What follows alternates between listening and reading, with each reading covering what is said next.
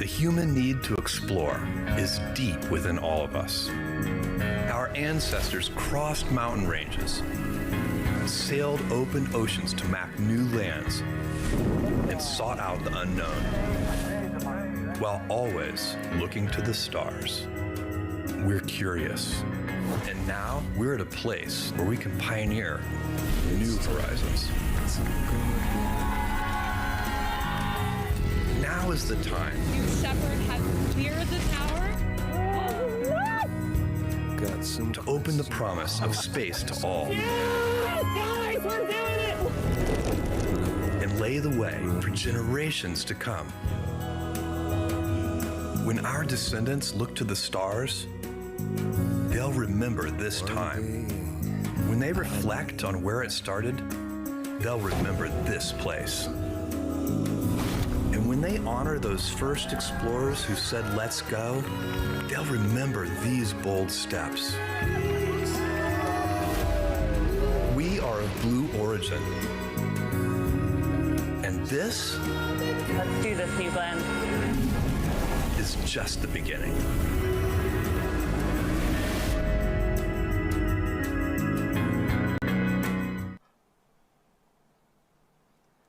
Howdy, and welcome everybody to New Shepard's 10th human flight. Thank you for joining us. It's another great day to fly to space. I'm Eddie Safer, joined today by Isabella Gillespie. Isabella, it's great to have you at the desk today. Why, thank you, Eddie. I can tell you there's absolutely no place that I'd rather be, well, maybe other than the rocket itself, but I'm thrilled to be here with you. Isabella, you've been a part of our astronaut sales team for about a year and a half, and you've done phenomenal work with the astronaut experience team for New Shepard. I think your point of view at the desk today is going to be priceless. I really appreciate you saying so. You know, the astronaut experience team is such a phenomenal group of people. I count myself blessed to be able to work with them, work beside them. It really is the astronaut experience team, the crew member 7 team, and all the folks really behind the scenes that's able to make the magic happen down in Texas today. That's right. Special thank you to our Texas folks that are making this launch, human launch, number 10 for New Shepard in the program, happen today. And so much work goes into curating this whole experience for our astronauts that we get to view and enjoy today. And it's certainly an exciting time for the New Shepard program as we start to increase our cadence on flights. There on the flight, in fact, on the screen in front of you, you've got our astronauts starting to egress, right? That means they've walked across to the launch tower, are walking across the gantry and ingressing into the crew capsule for today's flight.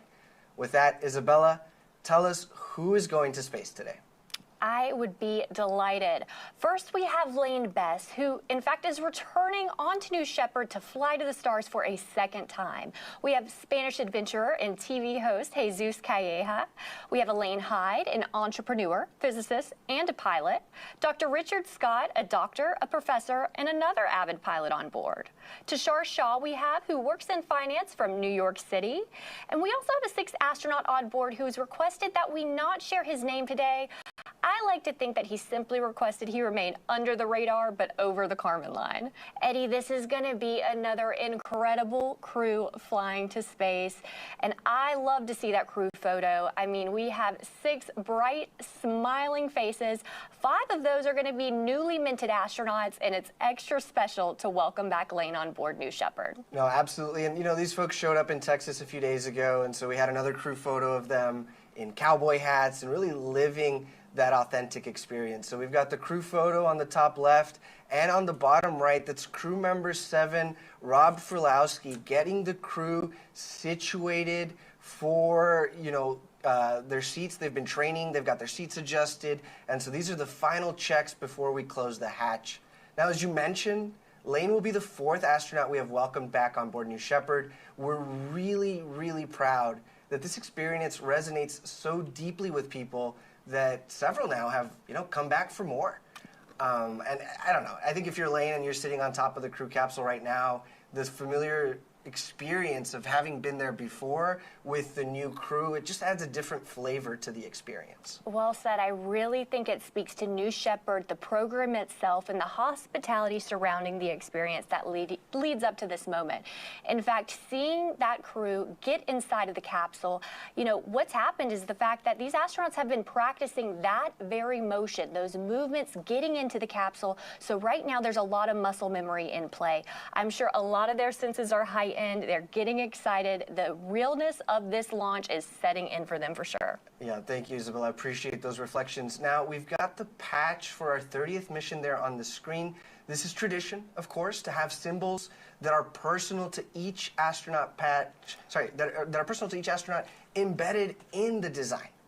And so now with T-minus 29 minutes and 30 seconds, we're going to take a pause and enjoy the shots of the New Shepard rocket on the pad while we wait for Capcom, that's capsule communicator Jake Mills, to do a comms check-in here shortly. Let's listen in.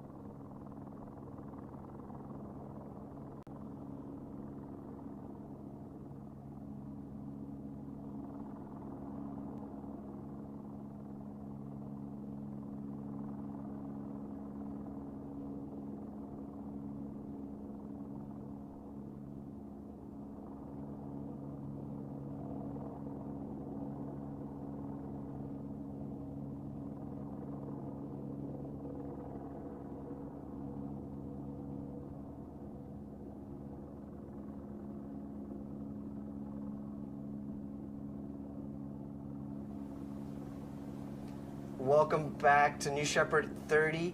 That's Jake Mills in the bottom right corner, our capsule communicator, Capcom. Now, before he was crew member 7, he was a turbo machinery subject matter expert, and here momentarily he'll be checking in with each of the astronauts in their seats, calling them by their call sign, and making sure that they've got communications direct to Jake for the entire mission. Let's listen in.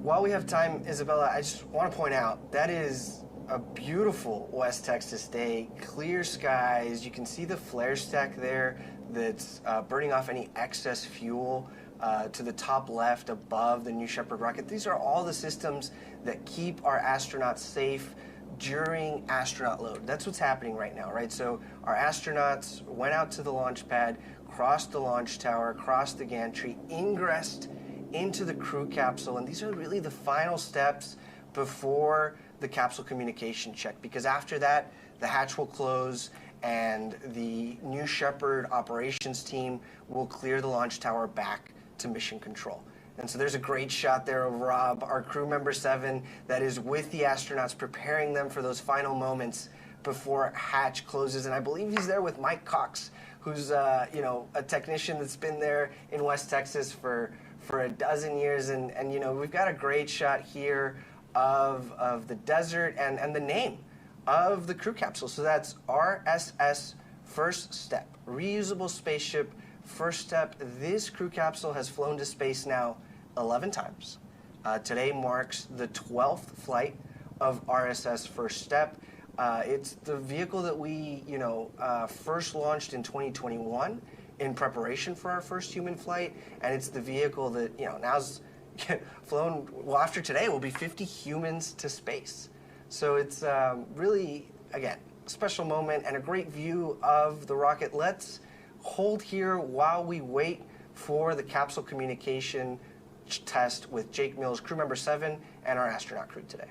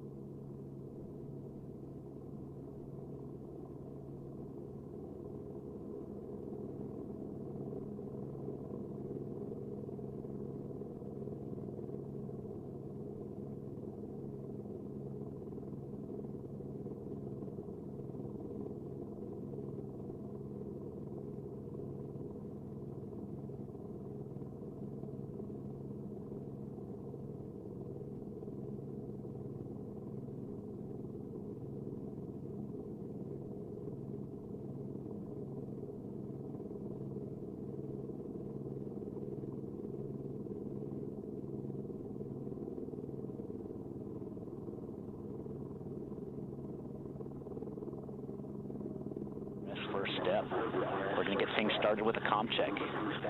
As a reminder, hold down your push to talk button, turn your head to the right, and speak into the mic. Astronaut Bess, comm check. Blue Control, Astronaut Bess, good to go. Excellent, I have you saying. Calleja, comm check.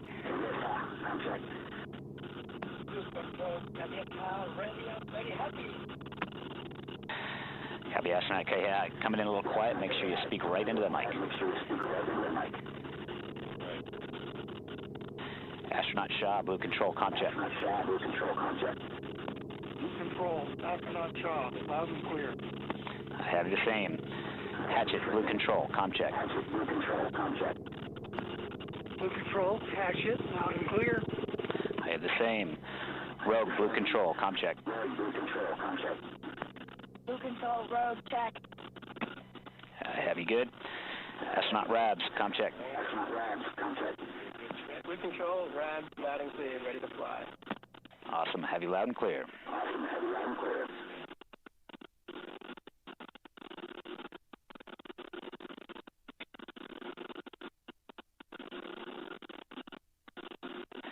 Height first step, we are at T-minus 21 minutes and 30 seconds and counting.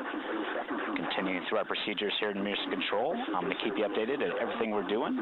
For now, just sit back and enjoy the experience.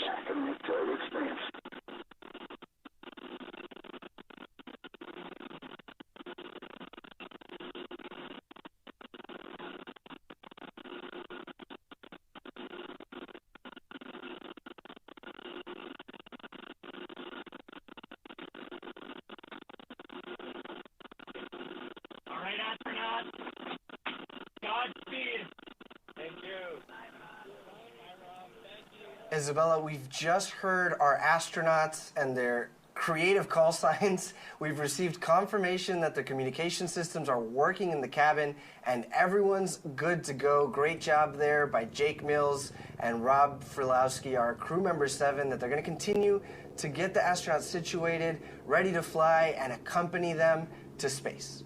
Every crew has a special crew name, and this crew has named themselves a Perfect 10.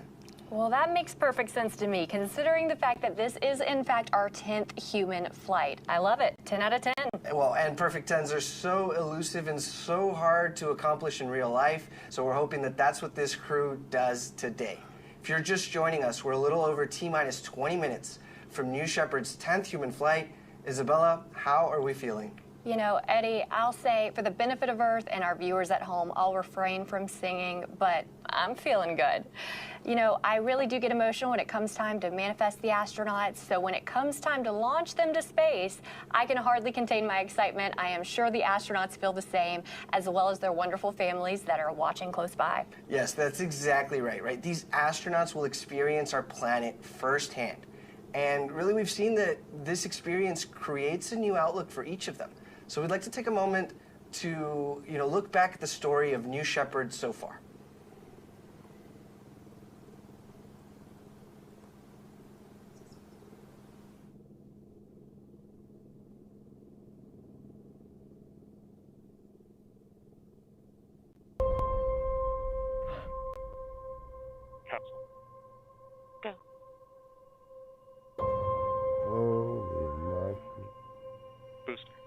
Is this wild?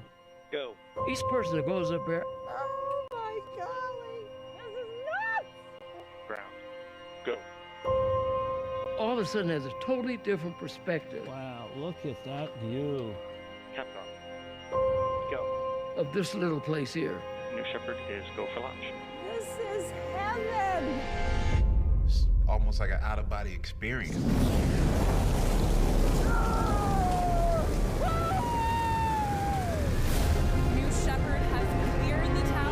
This is a new era where people like a teacher from North Carolina gets to go to space. Space has always been something I've wanted to do, but it's never been accessible until now. Look at that view. Look at the view. It's just unbelievable. You have to see it with your eyes to really, really take it in. Everybody else should go to space. Look at the Earth. Just look outside.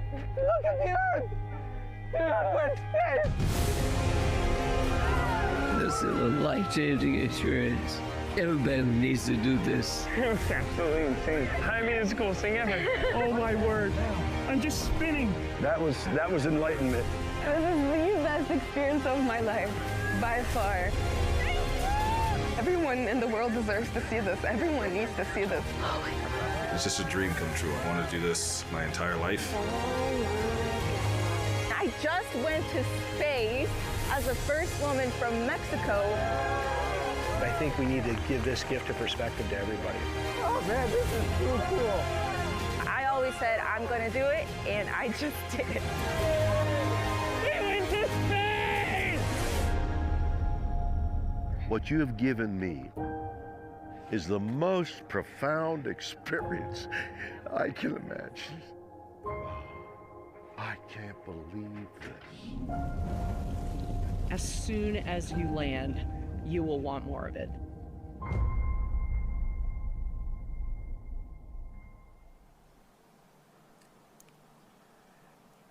The New Shepard astronaut alumni community putting this experience into words better than any of us ever could. Now, so far we've flown 47 people across 9 human flights. All told, that's just about over 7% of people who have ever flown above the Kármán line, all from West Texas. Following the flight today, that number will increase to 52 people. Isabella, what does New Shepard do for us? You know, what I love is the fact that it allows everyday people like you and I and like our viewers at home to go to space, to become astronauts. In fact, a few missions ago on NS-27, we introduced our second human-rated vehicle. It was an uncrewed verification flight for the new rocket. We also flew that same booster on our most recent mission on NS-29, which is a payload flight. Now, that's not the rocket that we're looking at on the pad today, but it will be flying humans very, very soon. We added another vehicle to the fleet simply so that way we could better meet the customer demand. Thank you. And again, amazing example today with New Shepard 10. Wow, what a crew, a perfect 10. Let's go ahead and meet the crew. We're now about T-minus 15 minutes and 30 seconds to NS-30, the 10th human flight of our program. Let's talk about the stars of the show. In seat number 1, we're proud to welcome back Elaine Bess, the principal and founder of Bess Ventures and Advisory. He's led and built some of the world's largest cybersecurity companies, including Palo Alto Networks and Zscaler. Elaine is also a trustee at Carnegie Mellon and supports numerous philanthropic interests across health and social issues. He first flew to space on NS-19, and we're so honored to welcome him back today. In seat number 2, we're thrilled to welcome Spanish adventurer, pilot, and TV host Jesús Calleja. Bienvenido, Jesús. Jesús's adventures have taken him to every corner of the world, including the 7 summits, the North and South Poles, the numerous deserts, active volcanoes, and ancient sinkholes of this earth. Jesús is also a passionate race car driver, and he's participated in numerous international racing competitions, including 4 editions of the Dakar Rally and a 3,400-mile journey from the French Pyrenees to Senegal. One thing we know for sure, Jesús is in for the adventure of his life. We're thrilled to have him on board, and we know there are so many people in Spain cheering him on today. Una cosa que sabemos con certeza, Jesús, usted está a punto de vivir la aventura de su vida. Estamos encantados de tenerlo a bordo. Sabemos que hay muchísima gente en España y por todo el mundo acompañándolo y animándolo hoy. Muchísimas felicidades. Well said, Eddie. In seat number 3, we have founder and entrepreneur Tushar Shah. Tushar is a partner and co-head of research at a hedge fund in New York City. He studied physics as an undergraduate and high-energy experimental particle physics for his PhD. He and his wife have 2 children and are passionate philanthropists focusing on paying it forward and addressing issues related to poverty, health, and education. In seat number 4, we have Dr. Richard Scott. Richard is a founding partner and CEO of Viverma Global, the world's largest reproductive care group with clinics and laboratories in 10 countries. He's also an adjunct professor at Yale University Medical School and the Medical School at University of South Carolina, Greenville. He founded a nonprofit focused on reproductive research, where he also serves as scientific director. Dr. Scott is a passionate pilot, and get this, he and his wife have been married for 45 years and have 4 children. I bet they are so excited to see their dad go to space today, Eddie. No, certainly. And Dr. Scott, we think you're in for one of the most beautiful aerial views possible to experience in your life today. Certainly so. In seat number 5, we have Elaine Hyde. She's an entrepreneur, physicist, and an avid pilot. She's the founder of the Chicago Star, a news and media company, as well as Eastside Enterprises, a research and development company focused on AI-assisted media products. Fun fact, Elaine was born in Singapore and grew up in Australia. Space has been captivating her imagination since she was a child, like many of us watching today. During college, she studied business and physics with the goal of inventing experiments to be conducted in space. What an absolute honor it is to help fulfill her lifelong dream today of reaching the stars. You know, fun fact again, Elaine and her husband, who happens to also be a physicist, have not 4, but actually 5 children. And once again, I bet they're excited to see their mom go to the stars today. What a great roundup of the crew today. We've got physicists, we've got partners, spouses, parents, pilots, entrepreneurs, philanthropists. It really is a credit to your team, Isabella, the astronaut experience team that has focused on getting us such a diverse slate of humans for New Shepard to fly. You know, it takes a village, Eddie, but I will say with our mission and vision being to have millions of people living and working in space, it's something that it's extremely important that we ensure that the population in space is representative of the population here on Earth. Perfect. Yeah, you know, a great vision. Oh, and there we have the gantry being retracted a little bit from the crew capsule. Sorry, I just wanted to call that out as it was happening. We're at T-minus 11 minutes and 30 seconds. New Shepard is on the pad and awaiting launch. If you're just joining us, this is the 30th flight for the New Shepard program and our 10th human flight. Now today, our nonprofit, Club for the Future, is sending postcards to space and back on New Shepard from space enthusiasts and partners from all over the world, including Pololo Elementary School in Hawaii, Seattle Children's Hospital, and the Space for Art Foundation. We're thrilled to support Club for the Future and inspire and mobilize the next generation to pursue careers in space, technology, engineering, arts, and math. Now, like we've done on past mission, today's astronaut crew, a perfect 10, made their own postcards to fly to space. Every time we fly astronauts, each one creates a postcard, right? Something that they can build that's small, that they take with them to space and safely back. And here they are. There's Jesús Calleja there with you know, a motif and a theme for his flight today. Isabella, have you made a postcard to space before? I I certainly have. I made my first postcard to space back in January of 2022. I had not yet joined Team Blue, but I was so inspired. In fact, I had my mom and dad right there with me. We signed a beautiful letter that we sent to the stars, and wouldn't you know it, that just 1 week ago, my dad sent me a picture of the postcard that's now been stamped, certifying that it went to the stars, it's been in space, and I cannot wait to get my postcard framed. What an inspiring story, right? To have filled out the postcard before you started your career at Blue, now to be here doing phenomenal work with the astronaut experience team, and then receive that postcard back. That's a very special story. It really brings it full circle, having been just 1 week ago and now being here at the desk with you, Eddie. Now, before we wrap up this topic on postcards, I do notice we've entered a hold at the T-minus 10 minutes. You know, anyone can do this. You know, there's a digital postcard drawing tool that's open to you. If you're a student, if you're a lifelong student, you know, always want to be a lifelong learner, there's curriculum that, you know, teaches students and anybody who's doing it about space, about the value of space, walks you through the instructions. And you can also do this digitally at draw.clubforfuture.org. With T-minus 10 minutes and a little bit of a minute into the hold, let's go ahead and toss it to the New Shepard rocket at the launch pad as we wait for further direction from Mission Control.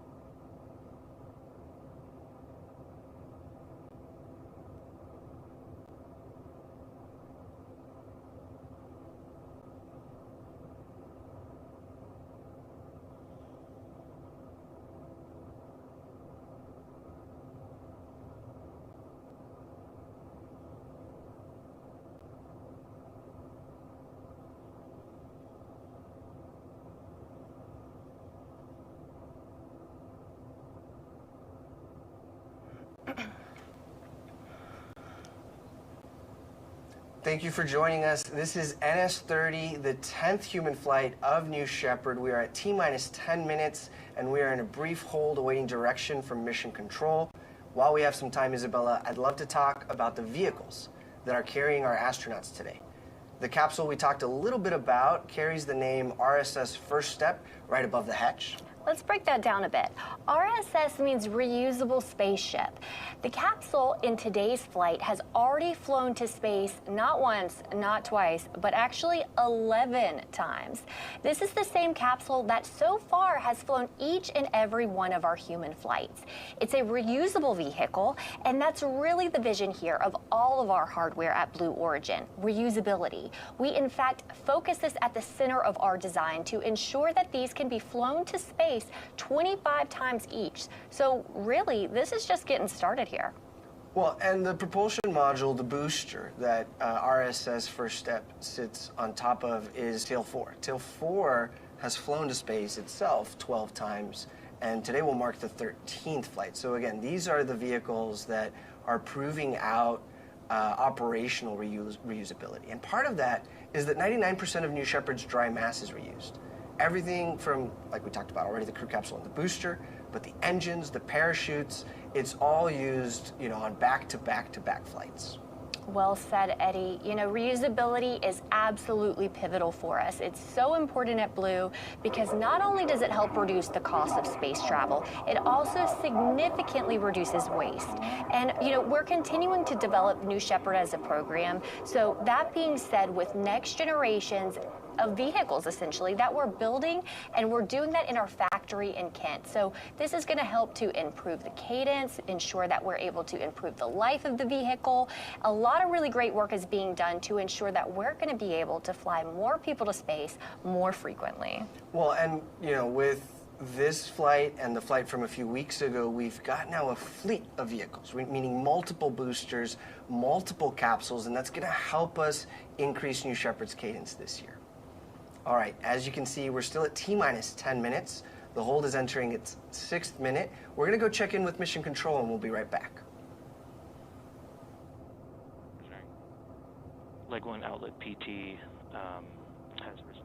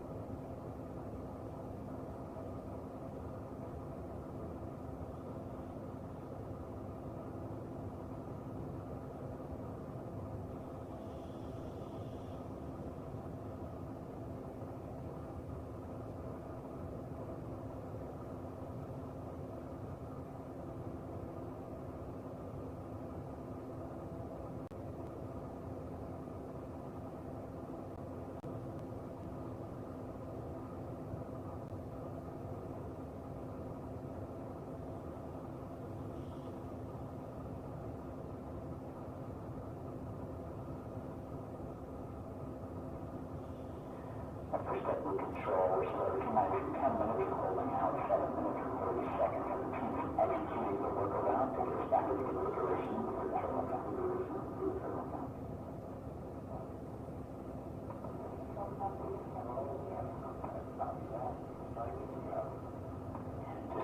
With that, you can hear a high spin sound, a high spin up, hydraulic on that.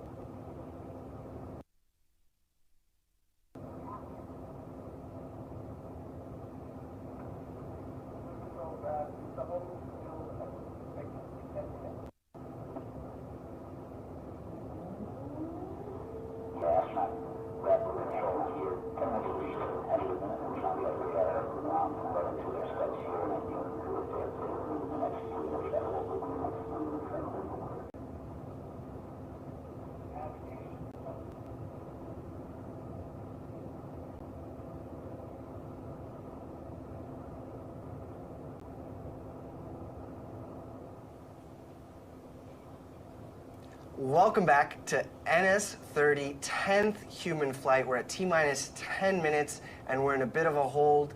Isabella, while we have some time, it's just a special opportunity that we have you as part of the customer experience team. We talked about it just right now. There's a new fleet of vehicles to meet new customer demand. Isabella, what's the process like to get on the customer manifest?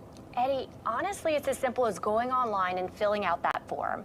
You're going to be contacted by one of our team members, and we'll walk you through the process and the path to get to our beautiful, beautiful manifest and how you would be able to walk on board just like you saw our astronauts do and ingress into that capsule. I'll walk you through the timeline, the pricing, the availability, what that looks like, and we can really help set the stage of expectations for the entire astronaut experience. One of our leadership principles at Blue Origin is customer focus, right? And being obsessed with the customer experience. I think it's great that you get to talk to our customers. What do you hear from them? Why are they interested in flying on New Shepard? That's one of my favorite things to ask when we are talking with prospective astronauts. What's your why? Typically, you know, we're going to hear things in terms of perhaps they are a first of nation. They establish and want to be essentially, again, representing their home country. Otherwise, it's perhaps that they always wanted to be an astronaut and they weren't able to go traditional programs such as NASA. It could be something as simple as they didn't have 20/20 vision. And these are things that no longer restrict you from being able to soar to the stars. It's also something to where they're able to inspire that next generation. Every single astronaut, I truly think of them as a pioneer. They're opening that gate a little bit more each time, so that way more can follow and follow in their footsteps. So that way we're able to have, with time, millions of people living and working in space. And Isabella, is it safe to say that QR code there is an invitation to go online, fill out the form, and tell us your why?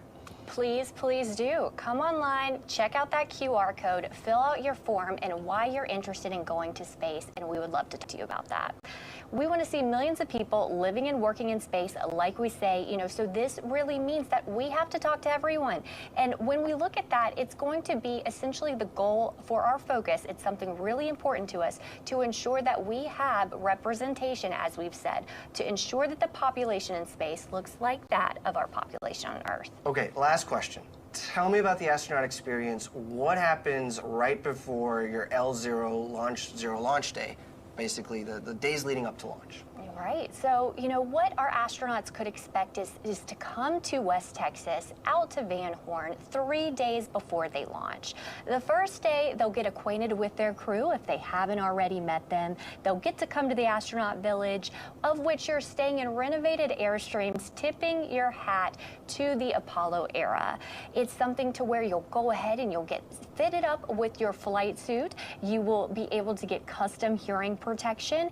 As you can see in these wonderful video shots here, you're going to be able to then have 2 full days of astronaut training, and this is a bonding experience like never before. You'll get to spend time with that crew member 7 in addition to your other 5 crew members that you would be flying to space. You can see as you board, you ring the bell, and you know, the training experience is one that sets the stage. So when you do board that capsule, again, lots of muscle memory coming into play so you can focus on the experience itself.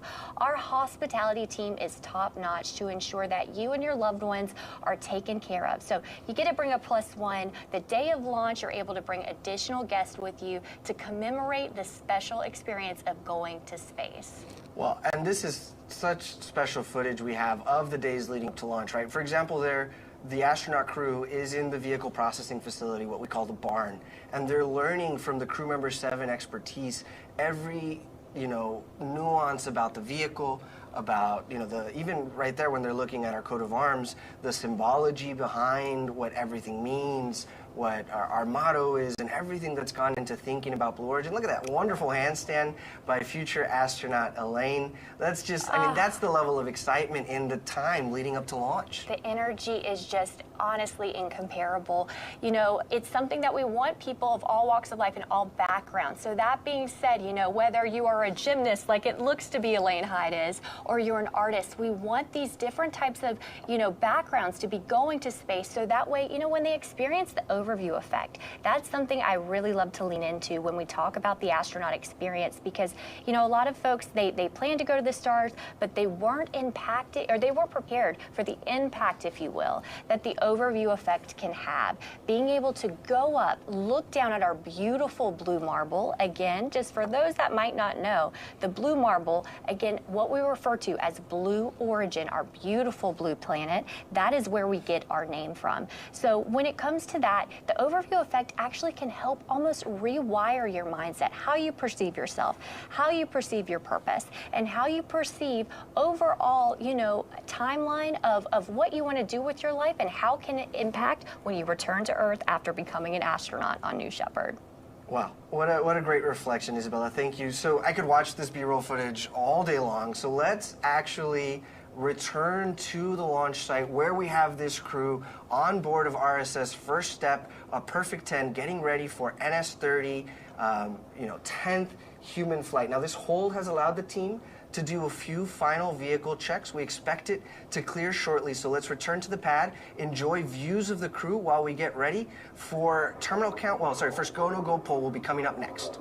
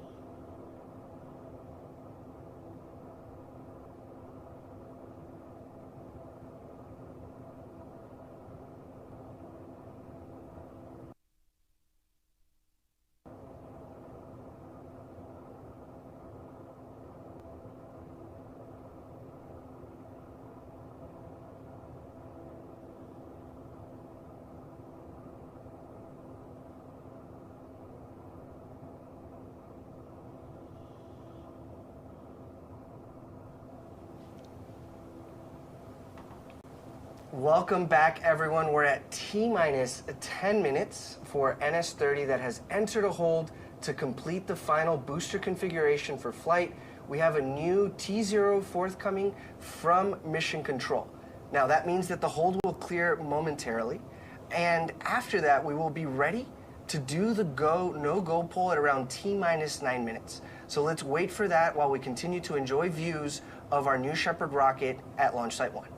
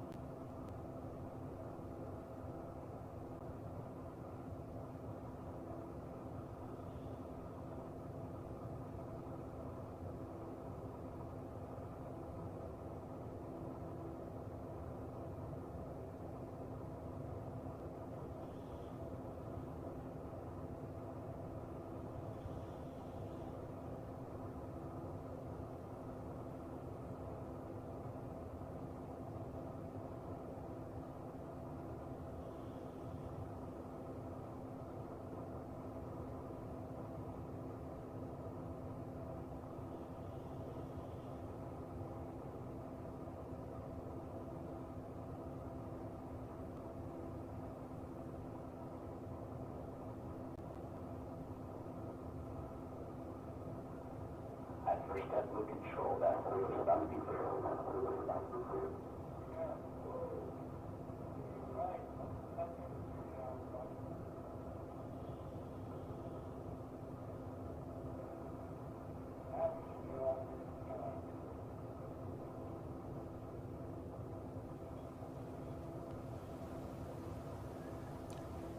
Welcome back, everyone. The hold is cleared. We're at a little under T-minus 10 minutes, and I'm hearing from Mission Control that they're about ready to do the no-go pull for launch. Let's listen in.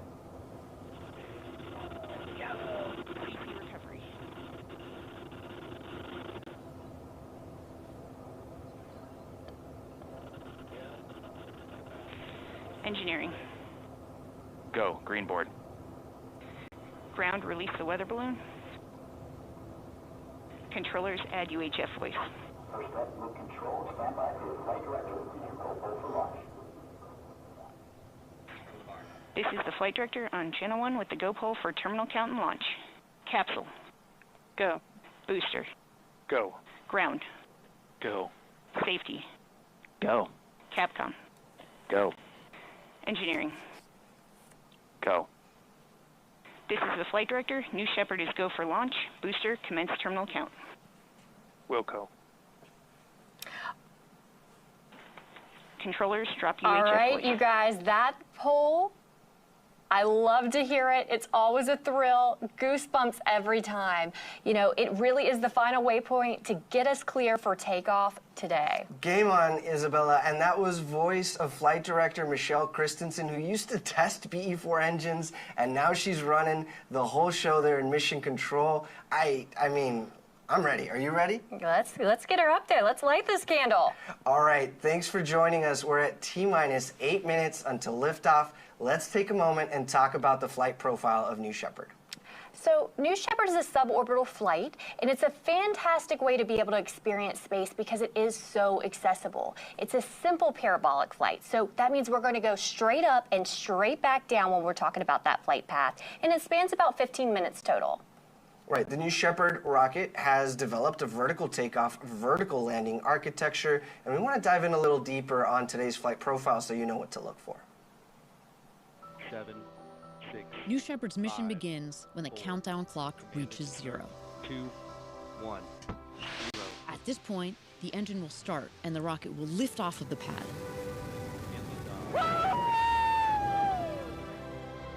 It will continue under the boost phase for about 2.5 minutes until main engine cutoff.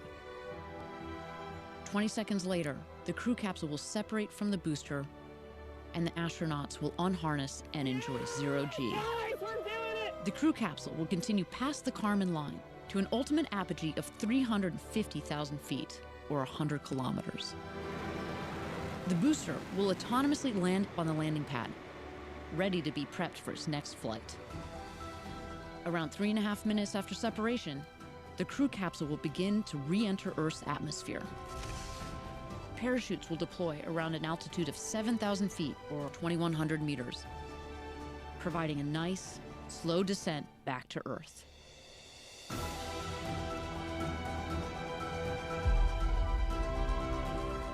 After landing, astronauts exit the capsule and are greeted by the Blue Origin ground crew, family, and friends to celebrate and reflect on their flight.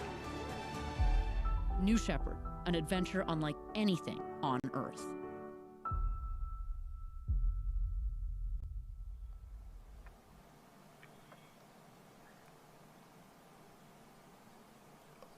Okay, we're at T-minus 6 minutes. Let's take a moment and toss it over to New Shepard as we get down to the final minutes for our liftoff time.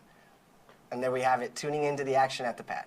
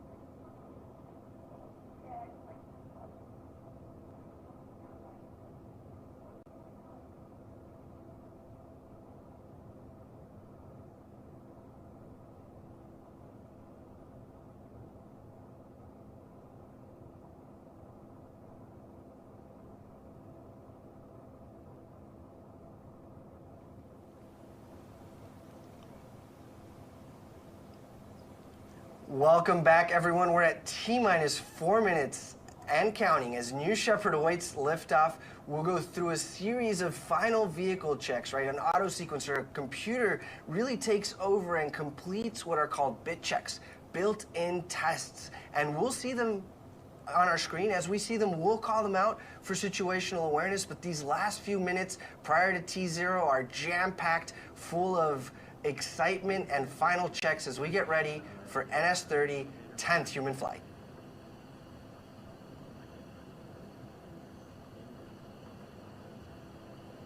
And that it just takes a long time and we don't get the astronauts winded and like breathe hard in the top.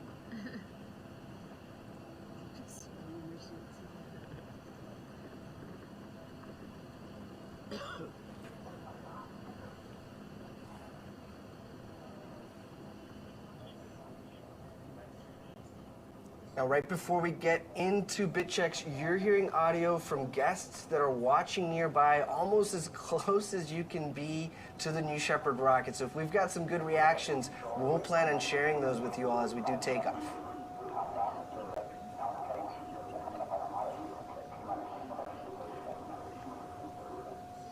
Oh, what a wonderful drone shot there approaching the launch pad. Isabella, you and I have been out there in West Texas for earlier launches. This is prime time right now. Adrenaline is high, and it's just exciting to be out there in West Texas. Looks like a beautiful day. It certainly is. My heart's going out right now to the families that are getting ready to watch their loved ones soar to the stars. You know, when I'm out there in Texas otherwise, I typically am going to be holding the hands and holding on to those loved ones as, again, they are getting ready to see their loved ones have the journey that they will never forget.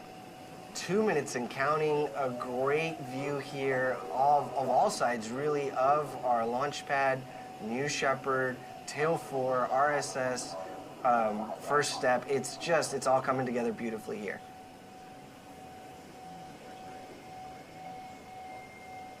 Such a great backdrop for when one's going to go to space. We love to see those beautiful mountains in the background.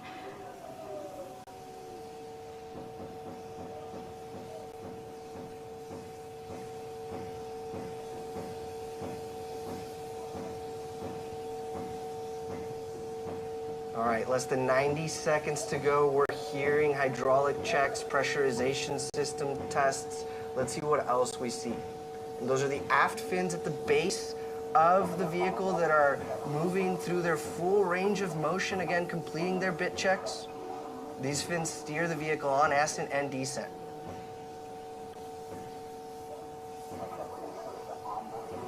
"60 seconds.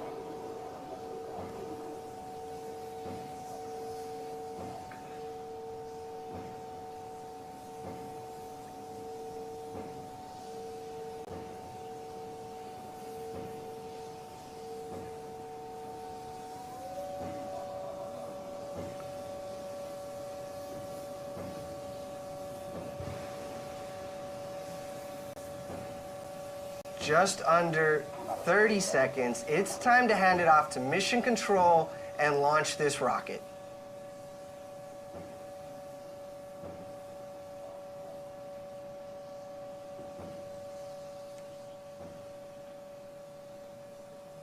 T-minus 10. Go to proceed. 9, 8, 7, 6, 5, 4. Command engine start. 2, 1. Ignition.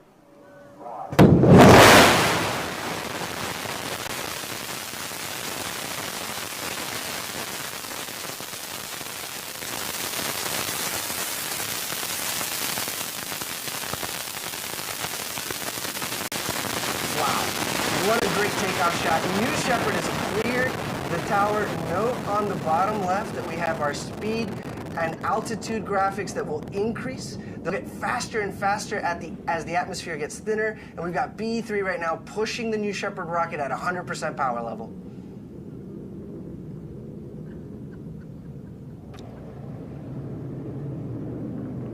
How exciting about 3G our astronauts would be experiencing as they are ascending into space.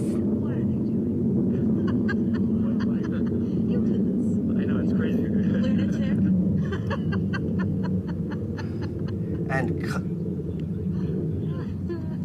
And again, the team here has been able to bring us that audio from the families that are watching as close as you can get to this launch and cheering on this flight crew, a perfect 10. Godspeed, New Shepard. Godspeed, a perfect 10. It's, I mean, certainly look at that BE3 plume. It's the colorless plume of a liquid oxygen, liquid hydrogen engine. Throttling back right now for max Q. Actually, we've passed max Q, so BE3 is back to 100% power level. So from here on out, Isabella, we're going to be faster and faster as the atmosphere gets thinner and thinner. Look at her soar. We've got a beautiful contrail there that the cameras are picking up, right? So that's just the moisture condensing as New Shepard pierces through the atmosphere. Mach 2, twice the speed of sound. Oh my God. We had a call there for Mach 2 from one of the observers. They must be tuned into the telemetry as well. That's twice the speed of sound, and this crew is supersonic. Joyous with laughter. All right, here in about 15 seconds, we anticipate the next milestone to be main engine cutoff. Miko, let's look for that.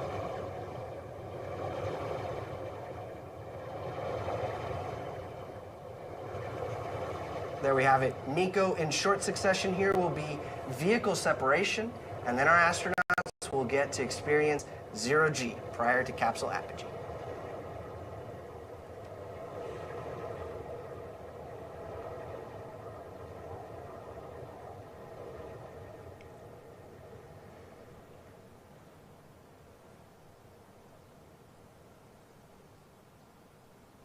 Great view there from the propulsion module, looking down to West Texas, my favorite part of this world.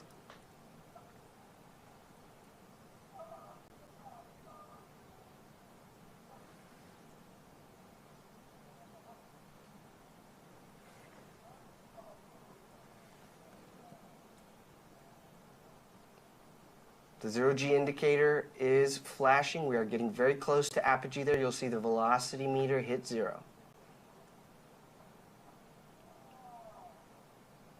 I can only imagine what our astronauts are feeling right now. They have made it to what they came for today. They are in space, floating at 0G. Oh, and enjoying these views, right? From some of the largest windows to have ever flown in space. We hear their reflections on the way back, but I can't imagine what they're seeing. To the loved ones on the ground, wave hello. Your loved ones are in space.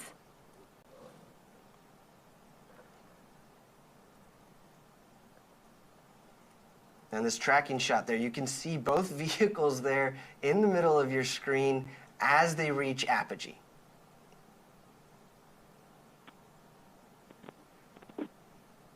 Okay, we have apogee. We're on the way back down. We're beyond the Kármán line. What an exciting, exciting mission for a perfect 10.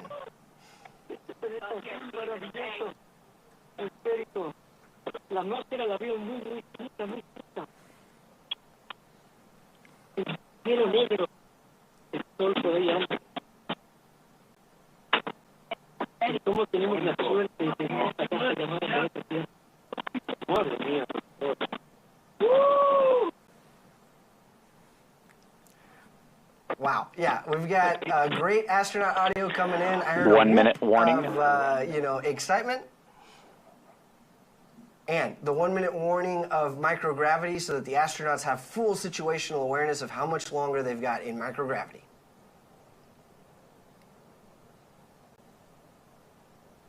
Well, you can notice the telemetry on the bottom of your screen is tracking the telemetry of the booster.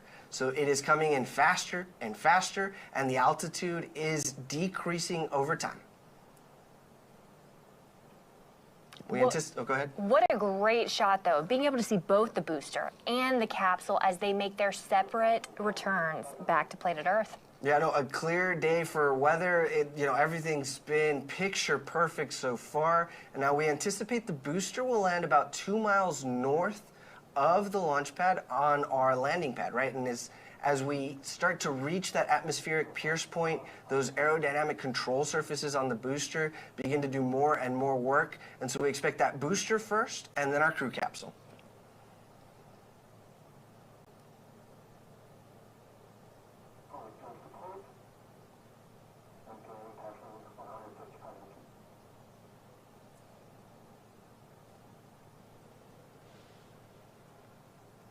Just a great shot there about how the booster was getting faster, or more faster, more quickly relative to the gumdrop-shaped crew capsule.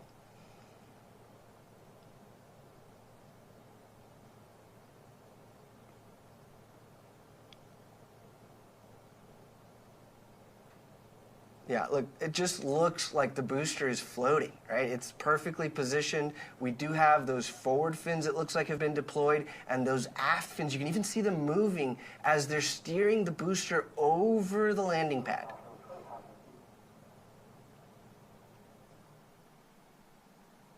Coming up, we'll see the drag brakes deploy. Oh, there they are, wow. Look at those deploying, and this cuts the speed of the booster in half.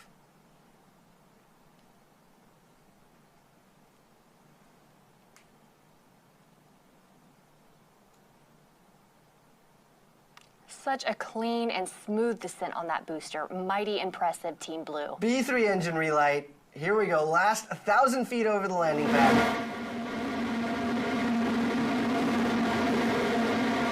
And a great drone shot with Guadalupe Peak in the background.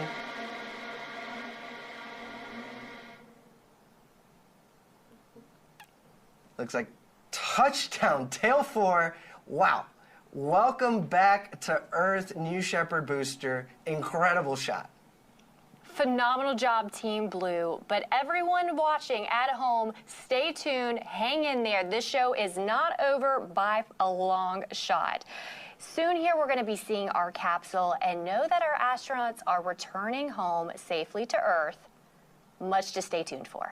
Right, and so these folks now are seated, they're buckled, they're experiencing 5Gs, and then we've got the shot of the crew capsule coming in. How phenomenal. Again, Eddie, as you mentioned, that is gumdrop shaped, so that way it can help on its return to Earth, ensuring that it slows its descent.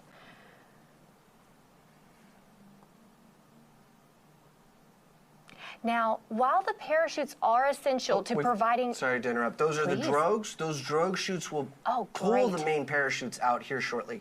Sorry about that. Go ahead, Isabella. No, we want to see those drogues come out because shortly here, we are anticipating our wonderful parachutes. Here they are now.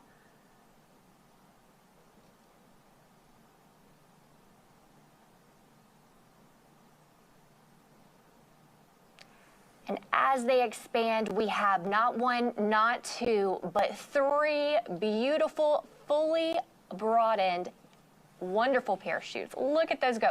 Now, those parachutes are what's going to help make a gentle and soft touchdown, as well as a couple other safety systems we have in place.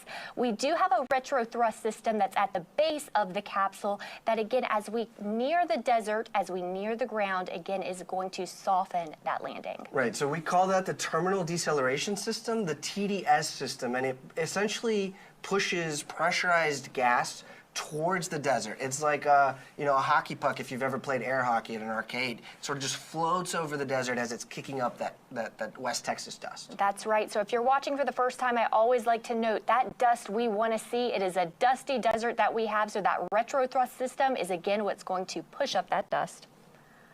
All right, less than 1,000 feet to go here before the retro thrust system fires. If we've got a good drone shot, look for those happy astronauts with thumbs up signs and clapping. See how close we can get.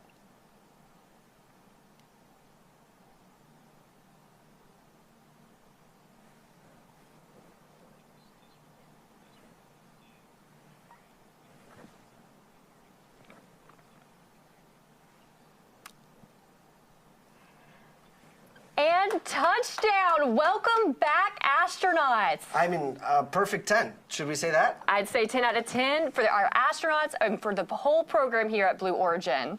I mean, it's always incredible to see a great and easy touchdown for our New Shepard crew capsule. Now, our crew capsule recovery team is currently driving out in a convoy to meet the astronauts. They're going to safe the capsule and get ready to open the hatch. I am just thrilled for our astronauts, and I know that they certainly are, and it's setting in right now as they have just freshly returned to Earth and our newly minted astronauts. That's 5 of those, and Elaine having been minted a second time.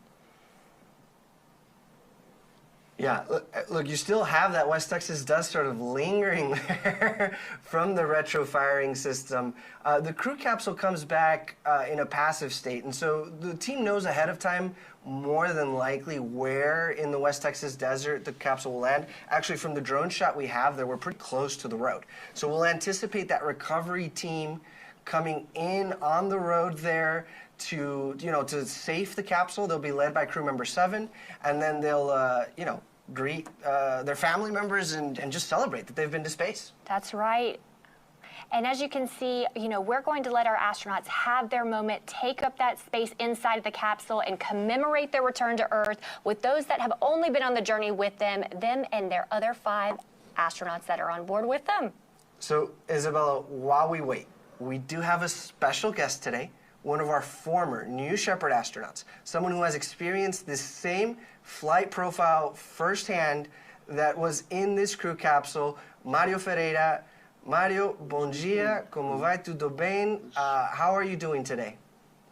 I'm doing fine. Can you hear me good? Good afternoon. Congratulations. Yes, Mario, I've got you loud and clear. Yeah, go ahead. Congratulations to the new arrived team, especially to Jesus, our friend here from Spain that I was very happy to meet before he went into this space trip. And I just can feel how excited he is right now after these intensive and fantastic 10 minutes. No, Mario, thank you for joining us to share your experience. How is it, to be in the crew capsule, having just gone to space, but before crew member 7 comes, before the family and friends? What is that moment like when it's just you and your crew touch down on terra firma? Well, for sure, they're living a huge moment of adrenaline release. At the same time, they are feeling great by touching ground. They're looking over the windows to see who's approaching, but they all, for sure, if you get in the sound of the capsule, they're all excited, and a lot of us were screaming with all that adrenaline pumping up through our bodies, and with the happiness and joy of having such a thrilled experience and coming through, especially on this re-entry and coming down the capsule. It's a memorable experience for me. In terms of physical experience, the return was actually more intense than the takeoff, and of course the most memorable of all good feelings was being in space in zero gravity, looking out of the window. That is something that they will never forget, as I will never forget them. No, Mario, you said it exactly right? You experience almost 3 Gs on the way up, 5 Gs on the way down, and 0 Gs when you're up there, so you really cover the full range there. Mario, let me ask, we know Jesus is very famous in his home country of Spain, and that he interviewed you for a documentary that recently aired on Amazon Prime Spain. I think it's called Calleja en el Espacio.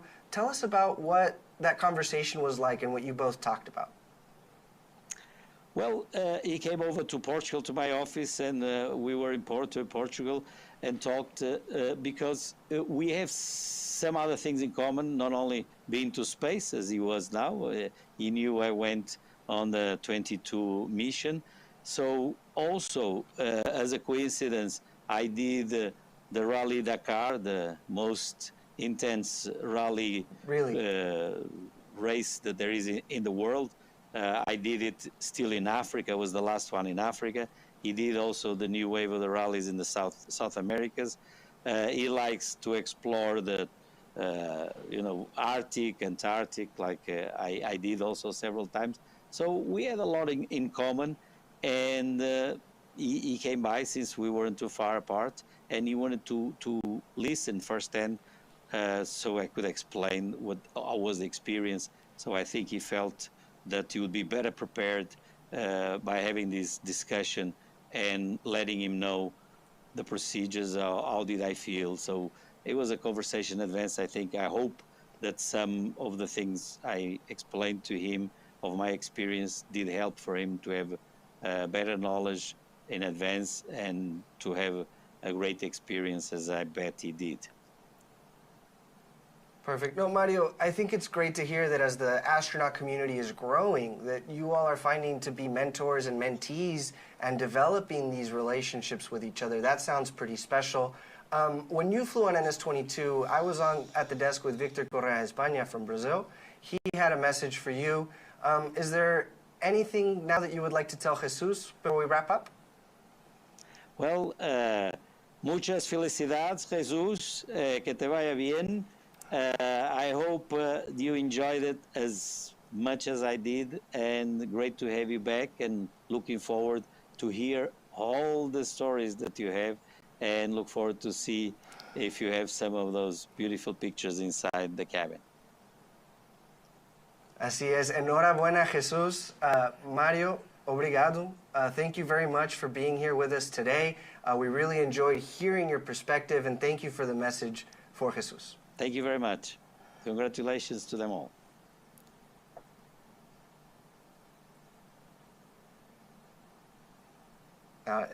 Isabella, just to hear back from someone who's done it firsthand and is sharing their experience with them, what are your thoughts? Honestly, I love getting the feedback from our alumni. It's something to where I love to ask every single one of our flown astronauts, what do you wish you would have known before? What do you want passed down to the next generation of Blue Origin astronauts? And, you know, these feelings are so raw that we're getting ready to see as our astronauts are going to egress from that wonderful capsule. Well, and let's return to the action out in West Texas. We've got some shots here of that recovery team. It looks like they've approached the crew capsule. So there's a few key sort of events here. They're moving the parachutes out of the way so that they're not a trip hazard. They're electrostatically discharging the crew capsule, performing any final venting maneuvers, and generally making it a safe space to have a celebration you know, that we're going to see here live. We've got that CM-17 preparing. You know, they might have to hack down a cactus or two to get those staircase nice and stable to celebrate as each and every one of these astronauts steps out and makes their first step returning to Earth since becoming astronauts. No, and, you know, I love playing the I Spy game. So, you know, there's a parachute in the top left corner in a mesquite bush, it looks like. And you've got Rob Freelowski to the right. He's holding the key effectively for the crew capsule hatch, right? So he can unlock the crew capsule, break that seal, and welcome the astronauts home. But he's only going to do that once the environment around the crew capsule has been verified safe. So anecdotally, just a fun fact, I loved hearing from Sarah Knights, one of our CM7s, that on our last mission, you know, typically you'd think that we'd have astronauts ready to run out of the capsule, but in fact, as she went around, made sure every single one of them were ready, they took their time. They wanted to stay in, and, you know, we want to give them that time. So we have our team prepared to capture these emotions as they re-embrace and rejoin their family back on Earth. Right, and that is our director of the Crew Member 7 office, Sarah Knights, on the left there wearing the feather. So between Sarah and Rob and the camera crew that we have out there, we're going to look for some live reactions. There's Rob again. He's about to open the hatch. Welcome back to Earth, astronauts. A perfect 10 if I've ever seen one.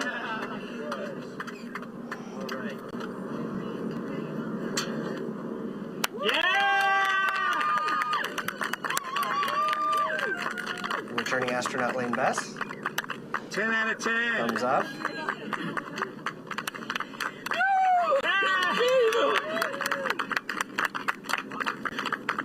And Jesús Calleja, bienvenido de regreso, Jesús. Look at that smile.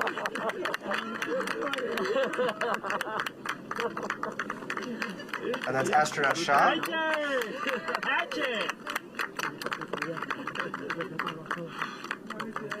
Dr. Scott. Taking in that moment, much to celebrate. Look at Elaine. Oh, what a wave. What a wave, and what a smile. Ah, I love to see it.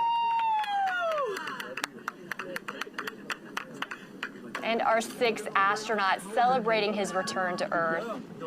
Wow, what a moment. And so now that the area around the crew capsule has been verified safe, these astronauts have egressed from the capsule. We see some hugs, you know, shows of affection, return, and just pride and emotion, as you were saying.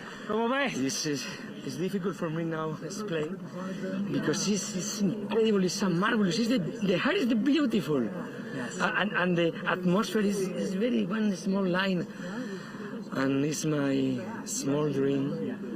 I cry. Absolutely. Very emotional.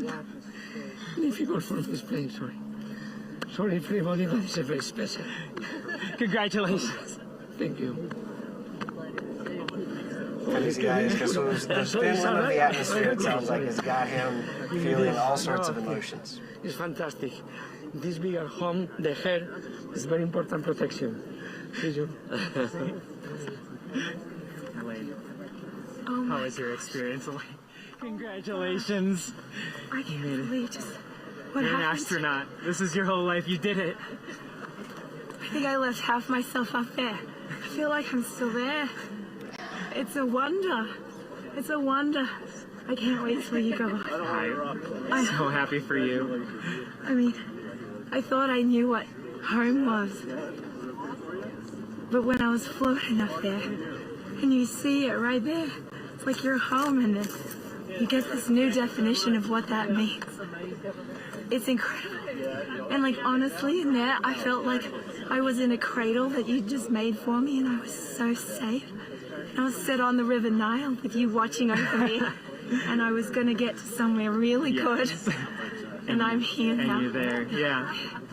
Back on Earth, which is the greatest part. And I remember just like being up there, and there was this pull. There was this just, I know we were weightless, but it was just like calling me. Earth was calling. Congratulations, Elaine. Astronaut Rogue. Thank you so much. Congratulations. Oh, one more thing. Astronaut Rogue looks like the call sign with the new definition for home. Hails from Australia, Singapore, and planet Earth. The one I took up. Yes. All right, Team Blue. 750 of you went with me to space. Thank you so much. All right, that's for you. Thank you so much. Picture of Team Congratulations. Blue that accompanied astronaut Rogue. That's beautiful. It's perfect, Look too. at that, NS30, one of our newest repeat crew members. Our great trainer. Excellent job, Rob. It was flawless, and the training helped us, really. Actually, I got a few things here, too. I'm going to give Cameron, who went up with me on our mission 19, NS19, I'm going to give him his and his husband's wedding ring. Did. Excellent. Anyway. Oh my goodness, congratulations. Oh, thank you. You did it again. Yeah, I got to tell Welcome you. to this crew. I'll tell you, second time was better than the first, so everybody else who goes up, you got to go twice. Perfect 10. Meaning it wasn't, okay, I gotta go. It wasn't better, it wasn't better because I didn't have him, but I'm just saying it just feels good every time. Yeah. Excellent. Well, congratulations. Thank you, Rob. Thank you so much for joining us again. Thank you. Blue Origin. Heard it here first. The second time is better than the first, and I mean, just what a special moment there between Cameron, who flew on NS19, with Elaine, and just returning in a memento. The wedding rings, how special? Everything I dreamed and more. The forces were wonderful. All the experiences in the blackness of space. It was everything you could dream of. Well, thank you so much. You made it. Congratulations. You're officially an astronaut. Absolutely. All right. Well, thank you. Congratulations, You're good. Doctor. Thank you. Thank you, Blue Origin. Thank you.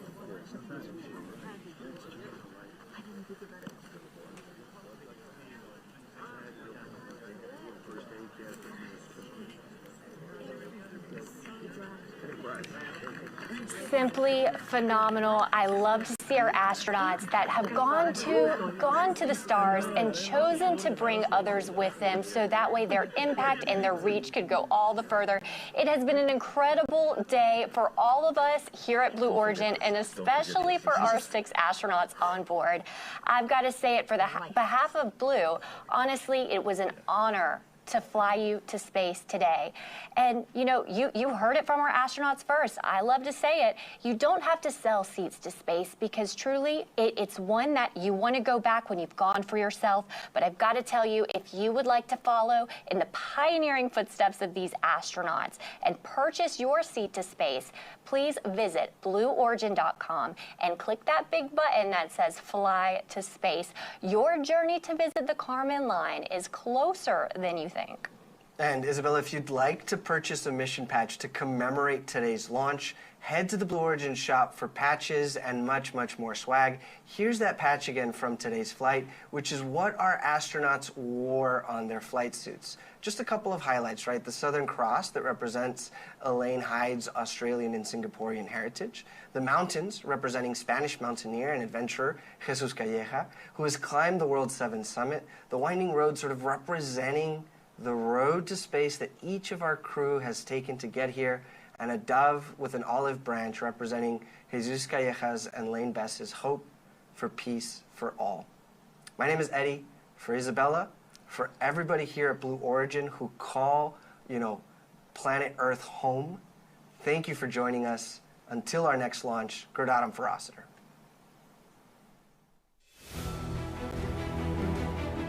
Have you ever dreamed of going to space and gazing back on Earth through some of the largest windows that have ever flown in space? We certainly have. T-minus 10, 9. A once-in-a-lifetime journey is closer than you think. It's your time to join the new generation of astronauts.